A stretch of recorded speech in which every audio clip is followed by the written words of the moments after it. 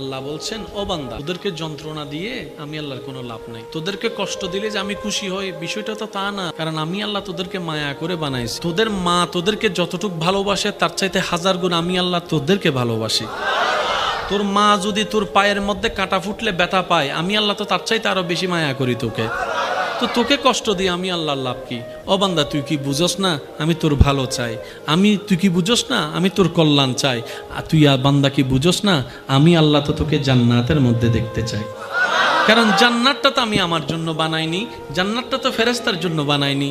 আমি চাই আমি আল্লাহ যে জান্নাত বানিয়েছি সেই জান্নাতের মধ্যে তোরা থাকবি, তোরা ঘুরবি, তোরা খাবি, তাইলে তো আমি আল্লাহ খুশি হব। মা ইয়াফআলুল্লাহু বিআযাবিকুম ইন শাকারতুম ওয়া আমানতুম। ও বান্দা, তোদেরকে আযাব দিয়ে আমি আল্লাহ লাভ কি? যদি তোরা আমি যা দিই যতটুকুই দিই কোনো প্রশ্ন করা ছাড়া যদি মেনে নিয়ে শুকরিয়া করতে পারস, ওয়া আমানতুম, সর্বদা আমি রবের উপর ঈমান রাখতে পারস, তাহলে তোদেরকে আযাব দিয়ে আমার কোনো লাভ নাই।